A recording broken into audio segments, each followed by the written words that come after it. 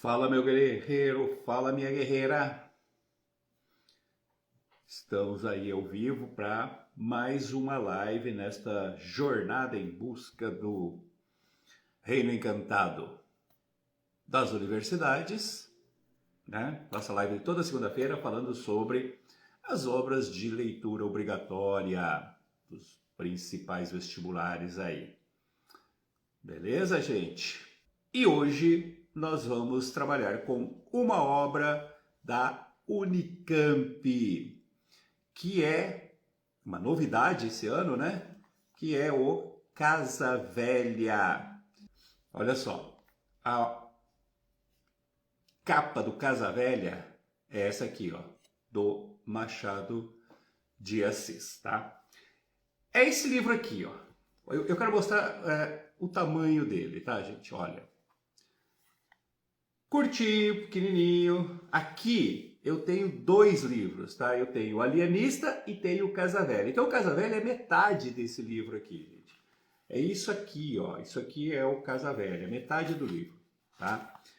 É uma novela. Uma novela é uma narrativa intermediária, né? Entre o conto curto e o romance mais longo aí, tá? Então nós temos aqui o que a gente chama de novela, tá? Isso aqui é uma novidade da Unicamp para esse ano.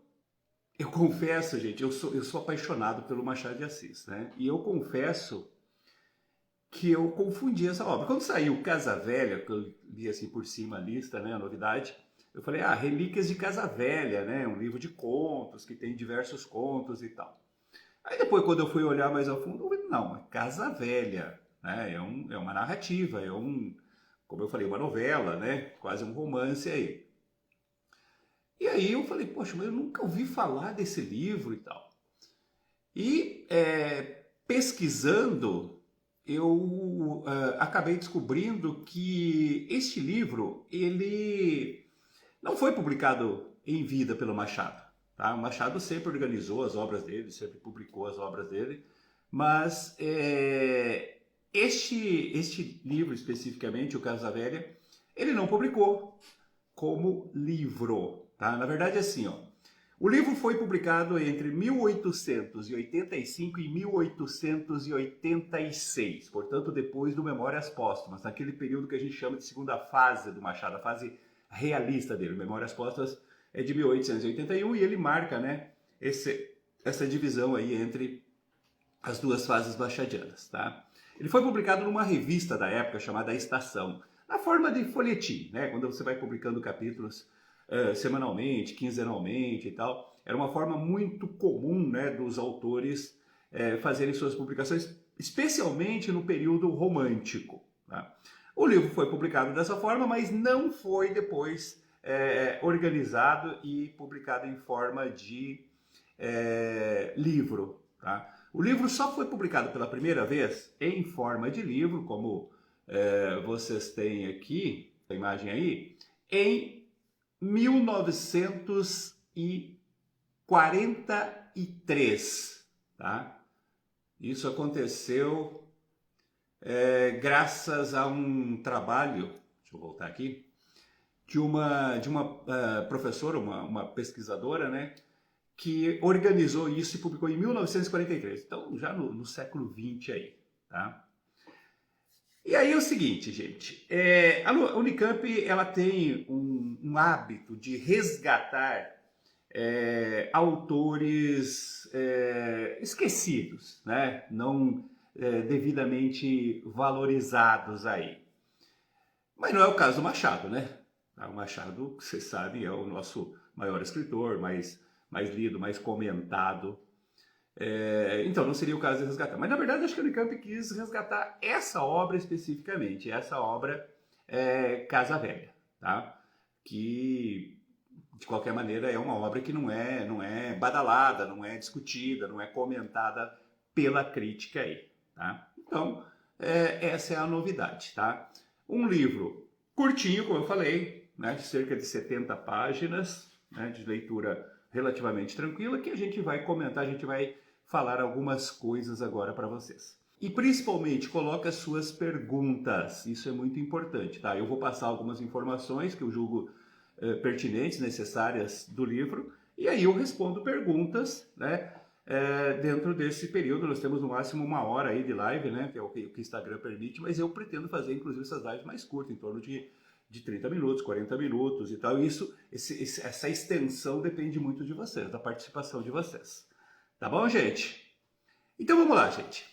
O que é o Casa Velha do Machado de Assis?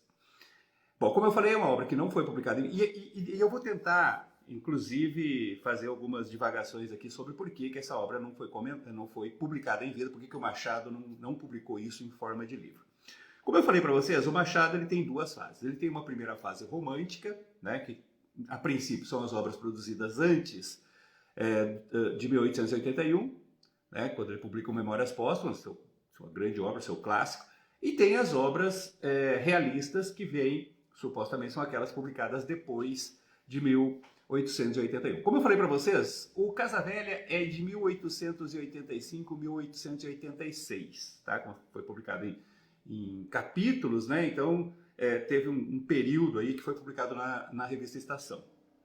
E depois só saiu em livro. Machado não publicou, então só saiu em 1943. Então, nesse sentido, como o Machado escreveu, né, e publicou, mesmo que em folhetim, depois do Memórias Póstumas, né, em 85, 86, seria uma obra realista, certo? Mas aí tem um negócio, gente. Já falei para vocês que literatura não é matemática, né? Não é uma coisa exata. E aí nós temos que pensar o seguinte, ó. O fato de ter saído o Memórias Póstumas não quer dizer que o Machado, depois disso, né, tenha abolido completamente qualquer característica que pudesse ligá-lo ao romantismo ali. Tá? Boa noite, Maria Clara, tudo bem? Vamos colocar das perguntas aí. Até porque, gente, essa publicação em forma de folhetim, ela era mais própria dos românticos. Era para atingir um público, né, mais amplo, um público do jornal, da revista, uma leitura mais leve. A literatura realista, ela é uma literatura mais pesada, mais reflexiva, mais incisiva, mais questionadora. E essas publicações em folhetim, elas tendiam a ser mais leves, né? Aquela coisa mais de aventura, de história de amor mesmo, de drama amoroso e tal. Então, obviamente que o Machado, mesmo depois do Memórias Póstumas, ele acabou publicando algumas coisas nesse sentido aí, tá? E aí, o grande questionamento, que depois a gente vai fazer aqui, é exatamente isso, né? O livro Casa Velha, ele tem características que ainda o ligariam à fase anterior do Machado, a fase romântica. E eu vou tentar destacar algumas aqui. Ao mesmo tempo em que ele já tem características que são próprias do período realista, né? Aquela coisa mais incisiva, da análise psicológica, né? Do indivíduo, da sociedade e tal. E o resultado me parece que não foi dos melhores. Essa mistura, né, desses dois estilos não me parece ter tido um resultado ao nível do Machado de Assis, né? Pelo menos do Machado realista. E eu acho que o próprio Machado sentiu isso, né? E talvez tenha sido esse o motivo dele não ter publicado esta obra ainda em vida, tá? Mas vamos do começo. O que é o Casa Velha? Bom, o título refere-se, né, a uma casa, né, uma mansão que data ainda do século XVIII, né, onde mora uma família tradicional e tal, e que era conhecida ali, né, justamente por Casa Velha. Uma casa daqueles proprietários tradicionais, né, em volta tem uma série de pessoas, né, dependentes que vivem ali. Na época da escravidão. A história se passa na época da escravidão, porque embora o livro tenha sido escrito em 85, 86, a história se passa em 1839, tá? Presta atenção nisso, porque isso é importante. É durante o primeiro reinado ainda, né? Desculpe, o segundo reinado, quando estava começando o segundo reinado ali, e na época que você ainda tinha escravidão, né? Portanto, é uma situação, né, que é muito comum nas obras do Machado, só que geralmente as suas obras clássicas pegam aquele período final da escravidão, né? a década de 80, 90, quando está acabando, ou já acabou a escravidão, quando está acabando a monarquia, já começou a república e coisas assim. Essa história se passa em 1839, tá? O narrador, que é personagem também, ele é um reverendo, ele é um padre, que tem alguns dotes artísticos, né, de escrever. Ele costuma fazer textos, né, inclusive sermões, que ele até entrega para outros padres, porque ele reconhece que ele não tem o dom a eloquência, né, da oratória, mas ele gosta de achar que ele escreve bem. E aí ele viu um texto falando sobre a República, feito por outro padre, e ele achou que estava muito ruim, que aquilo lá até desonrava a igreja, não sei o quê. E aí ele resolveu recuperar a honra da igreja escrevendo um texto que estivesse à altura, né, sobre o império ali. E aí ele começa a coletar informações, né, que ele quer fazer um texto sobre o império ali, sobre o reinado de Dom Pedro II.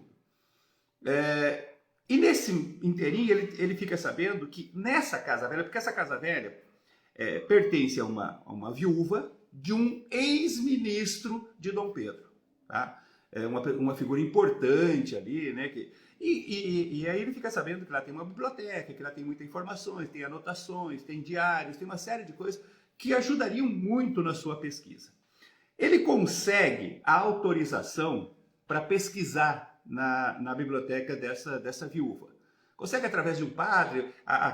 Essa casa velha tinha uma pequena paróquia que servia aos moradores da casa, né, aos escravos moradores, e também ao povo que morava ali na redondeza. E tinha um padre que rezava missas lá, e aí o reverendo consegue, através desse padre, a autorização da viúva, da dona Antônia. E assim ele entra na casa. Ele vai todos os dias lá, né? Chega cedo, entra na biblioteca, começa a pesquisar, depois ele almoça com a família, né? Ele é convidado, né? Não pode negar, ele almoça com a família, na época eles chamavam jantar, né? E aí vai até o final da tarde, depois ele vai embora. Logo ele se torna muito apreciado pela família, né? A dona Antônia gosta muito dele, de conversar com ele. Ela tem um filho só, chamado Félix, tá? Que também gosta muito desse reverendo, né? Uma pessoa culta, uma pessoa educada, aquela coisa toda. E aí ele começa a perceber algumas coisas. Primeiro, que essa dona Antônia insiste, porque ele fala que ele tinha interesse ele tinha um desejo de viajar para a Europa, e que provavelmente em breve ele faria essa viagem para a Europa, e aí a dona Antônia pede que ele convide o filho para ir junto. Ele diz, vai ser uma ótima companhia, não sei o quê, papapá, convida o meu filho para ir junto. E ele percebe que há um interesse muito forte da dona Antônia de que o filho faça essa viagem para a Europa. E ele, né, promete, vai lá, convida o Félix, o rapaz. O Félix diz que seria uma honra viajar com ele, né, mas que ela... Oi, Luana, tudo bem, tudo certo, sem problema. E aí o Félix diz, olha, mas eu não posso ir agora não, né? Eu não posso deixar minha mãe, não sei o quê. Ele usa essa desculpa. E aí eu começo a achar estranho, né? Porque ao mesmo tempo que a mãe insiste para que ele vá, ele não quer ir, alegando que não pode deixar a mãe sozinha, aquela coisa toda.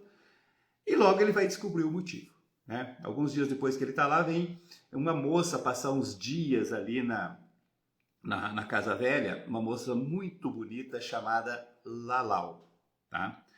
Esta Lalau, ela é uma espécie de agregada da casa. Você sabe que agregada eram aquelas pessoas, né, que eram protegidas por essas famílias ricas, poderosas e tal. A família dela, a mãe dela, já tinha sido agregada ali. E aí a dona Antônia se pegou de carinho por essa moça, por essa menina. Ela cresceu ali, a dona Antônia deu educação para ela e tal. Atualmente ela é órfã, né, de mãe e pai, e ela mora com uma tia, tá? Mas de vez em quando ela vem ali passar uns dias na casa da dona Antônia, tá?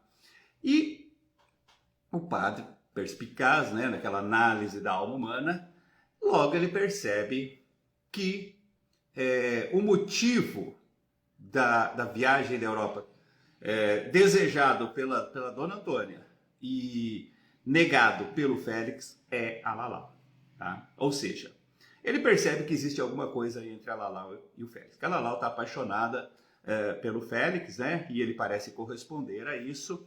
E esse seria, então, o motivo dele não querer, naquele momento, ir para a Europa, fazer uma viagem para a Europa. Tá? E esse também é o motivo pelo qual a dona Antônia quer que o filho vá para a Europa. Ela também já percebeu isso e ela não aceita esse relacionamento. Ou seja, na concepção dela, a Lalau é uma ótima moça, teve uma ótima educação, né? Prendada, bonita, aquela coisa toda, mas não serve para o filho dela. Por quê? Porque é uma simples agregada, porque não tem nome, não tem tradição de família. Isso é uma coisa forte no livro, né? Na época, nas obras do Machado. Machado adora denunciar essa hipocrisia social aí, tá?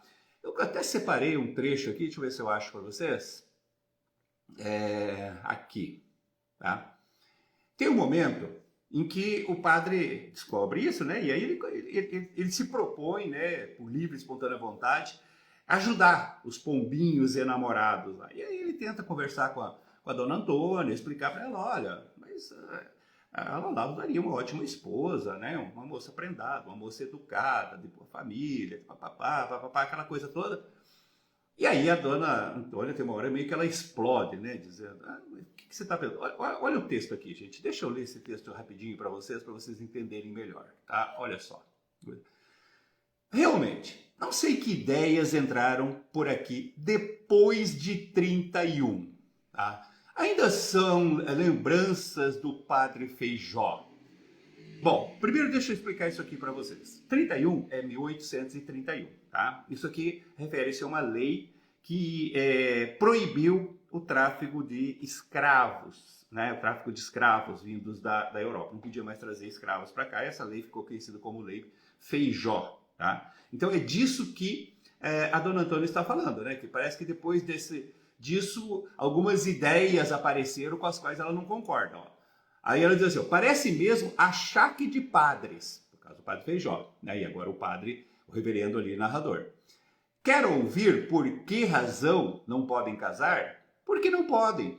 Não lhe nego nada a respeito dela. É muito boa menina, dei-lhe a educação que pude. Não sei se mais do que convinha, mas, enfim, está criada e pronta para fazer a felicidade de algum homem. Que mais há de ser? Nós não vivemos no mundo da lua, reverendíssimo. Meu filho é meu filho. E além desta razão, que é forte, precisa de alguma aliança de família. Isto não é novela de príncipes que acabam casando com roceiras ou de princesas encantadas. Faça-me o favor de dizer com que cara daria eu semelhante notícia aos nossos parentes de Minas e de São Paulo? Gente, esse texto aqui, eu não me surpreenderia nada se ele aparecesse numa questão da Unicamp, tá? Porque você tem um monte de coisa, você tem coisa histórica, você poderia fazer uma questão interdisciplinar com história, né? Você tem toda essa questão, né, do preconceito, dessa visão soberba dessa elite da época, né, que se sentia superior e tal. Você tem aquela digamos assim, análise bem característica, né, da alma humana que é própria do Machado, enfim, tem muita coisa que poderia ser cobrada aqui através desse texto. Mas aí tem uma coisa mais interessante ainda, que é o seguinte, ó. Falhada essa, né, tentativa de mandar o filho para a Europa, a dona Antônia recorre a uma outra estratégia para separar a Lalau e o Félix. Ela, como ela é meio que tutora, né, da menina e tal, ela resolve casá-la, arranjar-lhe um noivo, tá? Que obviamente não é o filho dela, né, porque o filho dela está muito acima dessa simples agregada ali. E aí ela pensa num rapaz que seria o filho do, vamos falar assim, mecânico daquelas charretes, né, Sérgio, que eles chamavam, tanto que ele é chamado de segeiro. Ele consertava, né, as charretes ali da casa. E ele tem um filho chamado Vitorino. tá? Um bom rapaz, aquela coisa toda, e ela então resolve casar a Lalau com o menino e coloca isso pro padre, né? Que ela vai fazer isso, que ela vai tentar casar a Lalau com esse rapaz aí. Aí o padre, aí que tá mais aquela coisa assim machadiana, sabe? Eu amo Machado quando ele consegue fazer essas coisas aí, tá? É, como é que é? Maria Clara? Maria Clara, acho que você chegou depois, né? Também queria saber, o livro se passa em que época e a pesquisa do padre é de qual época? Maria Júlia perguntou, né? Em que contexto se passa? Vamos repetir então. A história que está sendo narrada pelo padre aconteceu em 1839, tá? Durante o Segundo Reinado, quando estava acontecendo uma série de guerras, de separação no Brasil, principalmente lá no sul, né? Guerra dos Farrapos, Farroupilha, né? E esse é o contexto sociocultural. Você está ainda na época da escravidão, né? Dessas situações bem características do Segundo Império. Já teve a proibição de traficar escravos, não pode mais trazer escravos, né? Mas a escravidão ainda está longe de acabar aí, beleza? Então, como eu estava colocando, a dona Antônia resolveu casar a menina, né, a Lalau, com esse Vitorino, com o filho do segeiro lá, com o filho do mecânico de charrete lá. E aí o padre, né, que tenta unir o Félix e a Lalau, fala, mas dona Antônia, pensa bem, né, uma menina educada como ela, uma menina culta, uma menina tão bonita, né, que a senhora deu essa educação, que tem toda... ela está muito acima desse rapaz aí, né? Seria um desperdício casar com esse rapaz tão humilde, né? Sem educação, papapá, papapá. Você está entendendo o que está acontecendo? Olha, dá uma olhada na resposta da dona Antônia, né? Porque o padre está falando aqui, né? Deixa eu colocar aqui para vocês. Ele está dizendo, ó, pode ser que a senhora tenha razão, é achaque de padre, é achaque até de nosso Senhor Jesus Cristo, que nasceu nas palhas. Porque, deixa eu explicar isso aqui. Porque ele está usando esse argumento, sabe? Quando ele fala da possibilidade, né, da Lalau casar com o Félix, ele fala, olha, gente, não se pode ficar discriminando as pessoas por causa de dinheiro, de pobreza, de não sei o quê. Afinal de contas, Cristo, Salvador, nasceu nas palhas, era de uma família humilde e tal, né? E aí ele usa isso aqui, né? Ele diz isso, né? Pode ser até achar que pode ser achar que até de nosso Senhor Jesus Cristo que nasceu nas palhas. Aí, olha a resposta da dona Antônia. Sim, senhor, mas nesse caso, que mal há em casar com o Vitorino? Filho de segeiro não é gente? Diga-me, para que ela case com meu filho, nosso senhor nasceu nas palhas, mas para que case com o Vitorino, já não é a mesma coisa? Diga-me. Mas, senhora dona Antônia, você observa que o padre fica sem resposta? Porque, olha só, na tentativa de lutar contra o preconceito, né, da dona Antônia, ele usou o mesmo argumento, né? A dona Antônia dizia que o filho dela estava muito acima da agregada, né? Ela não era pro bico dele, não era para casar com ele. Aí, para tentar reverter essa... E aí queria casar ele com o segeiro, né? Com o Vitorino. Aí, para tentar reverter essa situação, o padre usou o mesmo argumento, que a Lalau estava muito acima desse filho de mecânico, desse rapaz humilde, desse rapaz pobre, né? Filho de segeiro e tal. E aí, isso aqui é Machado, gente. Isso aqui é aquela ironia fina machadiana. Isso aqui dava também uma ótima questão de prova, tá? Então, fiquem atentos em relação a isso, tá? Aí, outra coisa, gente. Bom, não deu certo, né, nesse sentido. A dona, ela percebe, né, que os dois estão realmente apaixonados, o Félix e a Lalau estão apaixonados, e aí ela vai abrir o jogo, vai chamar o padre de lado e vai dizer, olha, o problema é o seguinte, por que eles não podem se casar? Eles são irmãos por parte de pai. Tá? Aí ela diz, olha, meu marido teve um caso com a mãe da Lalau, que ela já tinha comentado anteriormente, que era uma mulher muito bonita, uma das mulheres mais bonitas que ela tinha visto e tal. Ela falava, meu marido teve um caso com ela, e aí teve uma filha que é a Lalau. Então, eles não podem se casar porque eles são irmãos por parte de pai. Tá? Então, observe o impacto, né, dessa senhora toda orgulhosa tendo que admitir isso, que está acontecendo esse impedimento, né? Ô Lobão, abraço, amigo. Abração aí, cara. Que eles não poderiam se casar porque eles são irmãos. Isso é bem novelesco, gente. Isso é bem romântico, sabe? Isso é muito característico das narrativas românticas que vão tendo essas reviravoltas inesperadas aí, tá? Aí o padre, né, falou, bom, então não tem jeito mesmo, né, inclusive eu estava até, né, eu sou meio responsável por isso, agora eu vou ter que resolver isso aí e tal, vou ter que separar os dois e tal, porque eu estava tentando uni-los. Aí ele vai, primeiro ele conversa com o Félix, explica a situação, né, aí o Félix fica, né, também consciente disso, sabendo que não pode, que é a irmã dele, aquela coisa toda, então ele se afasta dela, mas ele não explica direito para ela.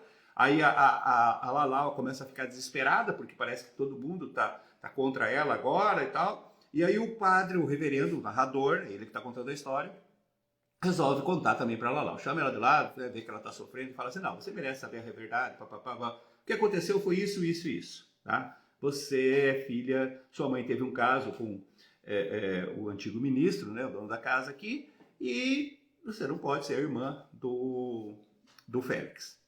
Aí ela fica desesperada, ela fica envergonhada daquela situação, que ela nunca imaginou, que não sei o quê. Ela faz a trouxinha dela e volta para o interior junto com a tia dela, tá? Lembrando que eu falei que ela mora com uma tia. Eles voltam lá para o interior e aí fica ali a situação, tá? Então, estão separados, né? Tem uma outra moça com quem, uma tal de senhorinha, que era também órfã, mas vivia com uma tia chamada baronesa, mas de alta sociedade, tinha uma grande herança e tal, com quem a dona Antônia queria que o filho se casasse. Tá? E aí ela começa a ajeitar a situação para ali. Mas o padre, ele vai continuar fazendo suas pesquisas lá dentro da biblioteca. E no último dia, ele estava procurando, lá, ele tinha terminado as pesquisas, estava procurando uma anotação que ele tinha feito, abriu um livro e caiu um bilhete. E esse bilhete era do ministro, do finado ministro. Tá? Vai vendo as peripécias novelescas aí, que lembram muito as novelas a José de Alencar, né? Aquela coisa cheia de expectativa, de mudança, de reviravolta e tal. E aí ele vê um bilhete, ele percebe que é um bilhete escrito pelo ministro para uma mulher, né? Falando, né, de uma coisa tipo assim, não vem aqui, é perigoso, não me procure, eu vou resolver tudo, né? Não fale mais no anjinho e tal, porque parece ser uma criança, mas o bilhete está incompleto. Mas aquilo fica martelando na cabeça do padre. E aí ele resolve ir lá visitar a Lalau e a tia dela, né? E resolve conversar com a tia. Ele abre o jogo, né, sobre essa situação, né, se ela sabia que a irmã dela tinha tido um caso com o ministro, que a menina era filha e tal. Aí tem uma coisa, gente, que é assim, que não bate também muito com o realismo, né? A tia não sabia o motivo pelo qual a menina tinha saído da casa, porque a menina estava triste, né? A sobrinha dela lá estava triste, tinha saído da casa, ela não sabe nada disso, quer dizer, ela estava junto lá e não está sabendo dessa situação. Aí quando o padre conta essa história, ela fala assim, não, mas não tem nada a ver, né? A Lalau não é filha desse ministro, de jeito nenhum. Quando a minha irmã foi morar lá na casa como agregada, né, trabalhar na casa, a Lalau já existia, né? Ela nasceu lá no interior, né? Ela chegou com poucos meses lá, né? Já tinha o bebê, não é filha do ministro, não. Aí ela diz assim, mas houve um caso, ela confirma. Não, minha irmã realmente teve um caso com o ministro e ela chegou a ficar grávida dele. Só que a criança morreu logo depois do parto. Aí ele entende aquele bilhete, né? Não pense mais no anjinho, é destino, Deus quis assim, não sei o que, não sei o que. Aí o padre fala, bom, mas então agora tá tudo certo, né? Então, o que ele faz? Ele corre contar para Dona Antônia, fala, né? Tipo assim, ó, Dona Antônia, não tem motivo mais, se era essa a sua preocupação, né? Que eles estariam em pecado porque são irmãos. Não, eles não são irmãos, conta tudo. Aí ele fica, olha só, gente, olha a reviravolta, aquela coisa bem novelesca. Ele começa a olhar a expressão da Dona Antônia vai ficando lívida, vai ficando assim pálida enquanto ele vai contando essa história, sabe? E ele começa, o que está errado nessa história? Eu devia ter, né, ficar feliz e tal, né? Aí, de repente, ele olha para ela e percebe o seguinte, que ela não sabia desse caso do marido com a agregada, com a mãe da Lalau. Ela tinha inventado isso. Sabe aquelas coisas assim de personagem maquiavélica das novelas? É a Dona Antônia. Ela inventou essa história que o marido tinha tido um caso com coisa e que era irmã para separar o filho, porque ela não queria o filho casando com uma simples agregada. Olha só, gente. Olha só isso. E ela inventou essa história e de repente a história era verdadeira. Ela trazia o marido dela, o defunto marido, num patamar elevado, né? Um homem quase santificado, a quem ela venerava, a quem ela idolatrava e tal. E de repente tudo isso desmorona, né? O que ela havia inventado, né, mentido, de repente é uma verdade. Tá? Então, novamente, você tem essa reviravolta novelesca aí. E aí você imagina assim, bom, então tá, professor, já entendi, vai ter um final feliz, né? Depois de tantas peripécias, o casal apaixonado finalmente se casa e é feliz para sempre. Mas aí seria muito clichê também, né? Ficava meio distante do aspecto machadiano. Não, o final não vai ser feliz. Por quê? Porque a Lalau não aceita voltar atrás. A justificativa que ela dá é que ela está muito envergonhada. Ela idolatrava demais a mãe também, né? E aí ela ficou meio decepcionada com esse caso que a mãe teve com o ministro, né? Traindo a confiança da Dona Antônia e tal. E ela diz que ela está muito envergonhada e ela firma o pé e ela não quer voltar para o Félix. Tá? Mais que isso, ela incentiva o Vitorino, lembra o Vitorino? A pedi-la em casamento e ela aceita. E aí o Félix, né, desiludido, né, não tendo mais chance, acaba também aceitando o casamento com a Sinhazinha. E assim termina-se essa história.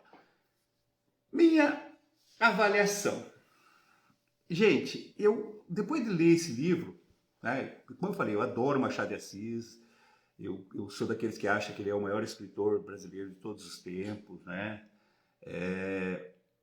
Mas eu, lendo esse livro, eu meio que entendi por que ele não quis publicar isso aí. Esse livro, porque assim, ó, se você pegar esse livro e comparar com a média das produções românticas, né, até da fase anterior dele, é uma boa narrativa. Está até acima dessa média aí. O problema é que quando o Machado vira realista, quando ele escreve o Memórias Póstumas, o sarrafo cresce muito, fica muito alto. Tá?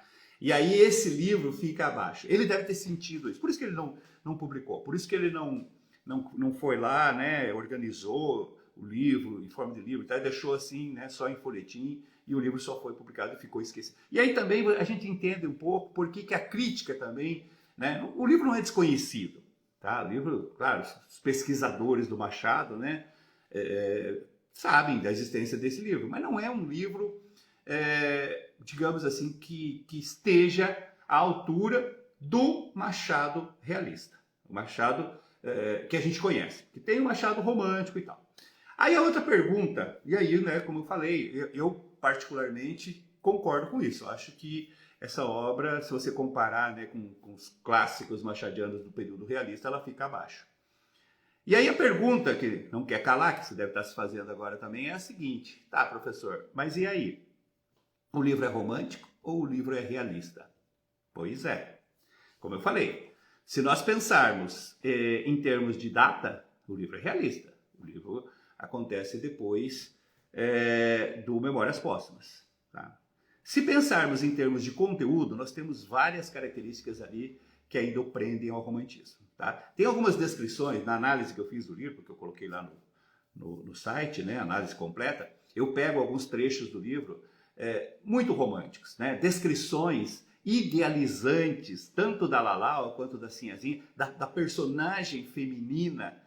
Lembra muito, né, os clássicos românticos, as clássicas heroínas românticas aí. Acho que as personagens, né, não são aquela personagem feminina que é tão característica no Machado, cheia de complexa, aprofundada, enigmática, não chega, né, nesse ponto com a Lalau, né? Nem mesmo com a Dona Antônia, tá? Então, tem esse jogo de reviravolta. O livro é predominantemente narrativo, né? Então, aquela coisa, sequência de ações, e principalmente essa coisa da reviravolta, sabe? O inesperado, que prendia tanto os leitores românticos. Isso é outra característica bem romântica aí, tá? Agora, por outro lado, eu mostrei algumas características aí também. Não deixa de ser uma análise, né, também da sociedade, da hipocrisia, a denúncia, né, dessa hipocrisia social, que é tão característica no Machado, né, desse preconceito dessas elites e tal, dessa situação de dependência dos agregados, da própria alma humana, né? Então, quando ele talvez mais na Dona Antônia, né, ela chegar ao ponto, né, de, digamos assim, corromper a própria memória, mesmo que ela assim, soubesse que seria falso isso, né, mas corromper, digamos, publicamente a memória do marido, inventando essa história. Então ali tem um aspecto mais de análise psicológica ali. E a ironia, né? A ironia machadiana presente, como eu acabei de mostrar para vocês aí. Então é assim, o Henrique acabou de colocar aqui, é mais romântico, né? Eu acho que ele predominantemente, se tivesse que haver um predomínio, né? Eu acho que ele seria mais romântico do que realista. Mas na verdade é uma mistura aí, tá? Você tem alguns aspectos realistas, mas na sua essência ainda predominam alguns aspectos românticos ali. Como eu falei, né, gente? Principalmente essas narrativas, né, para esse público mais de jornal, de revista, aquela coisa toda, o romantismo nunca perdeu força. Inclusive, muitos autores realistas que tentavam viver, realistas, naturalistas, que tentavam viver profissionalmente, né, da venda de livros, encontraram problemas, né? Então, você pega, por exemplo, o Luiz Azevedo, ele começou romântico também, com praticamente todos os realistas naturalistas, mas quando ele começou a publicar obras naturalistas, as obras naturalistas dele não vendiam. E aí, como ele queria viver disso, ele ia lá e escrevia um romance romântico. Aí voltava no realismo, depois voltava para um romance, fazia aquela gangorra, né? Aliás, ele é muito criticado por isso. Então, sei lá, eu acho que o Machado também, nesse momento que ele estava escrevendo para a revista, ele deve ter pensado assim, bom, tentar agradar esse público aí, né? Escrever uma história mais dentro dos padrões românticos aí. E depois ele mesmo percebeu, né, que estaria abaixo do nível, do patamar que ele costuma colocar ali. Maria Júlia, qual parte mais você acha que devemos se atentar que pode ser cobrado? Gente, é aquela coisa de tentar fazer um jogo de adivinha, né? Eu acredito que a Unicamp vai colocar um fragmento e eu acho que essa coisa assim desse aspecto romântico presente é uma possibilidade, tá? Junto com o aspecto realista, principalmente nos trechos que eu mostrei, né? A denúncia dessa hipocrisia, desse preconceito social, né? Essa análise mais da alma humana, mais aprofundada da alma humana, que é mais realista. Então, tem que ficar atento a esses aspectos românticos que estão presentes nessa obra aí, tá? Porque, na verdade, essa é a principal justificativa do livro ter ficado meio que escamoteado, ficado meio por fora aí. Tá certo? Beleza, gente? Bom, essa live eu pretendia que fosse mais curta mesmo, porque, inclusive, eu também vou estudar agora, tá? Participar de uma live aí que eu quero aprender também, certo? Então, olha, obrigado pela companhia de vocês, tá? Continuem participando aí, divulguem o Instagram aí para os colegas, para que a gente possa crescer nisso aí, né? Toda segunda-feira, tá bom? A Ana Carolina coloca, professor, a minha internet falhou, você pode repetir os aspectos românticos? Eu posso. O aspecto romântico, primeiro, você tem uma descrição idealizante de personagens femininas, da Lalau, da Senhorinha e tal, bem dentro daquele aspecto que lembra, né, as melhores narrativas do José de Alencar, por exemplo. Tá? Além disso, é uma obra predominantemente narrativa de ação. Sabe aquela coisa que vai encadeando uma ação na outra, que é próprio do romantismo também. As obras realistas, elas são mais reflexivas, elas têm menos ação e mais reflexão, tá? esse aspecto de criar enigmas, né? Aquela coisa de reviravolta. Você está indo numa direção, de repente, nossa, são irmãos. Não, não são mais irmãos e tal. Isso também é bem típico do romantismo, essa coisa de ir envolvendo, né, o leitor pela história, pelas ações, né? E o realismo é mais em cima da discussão realista, discussão social, discussão filosófica e tal. Beleza? Beijo no coração de vocês e até a próxima segunda. Um abraço!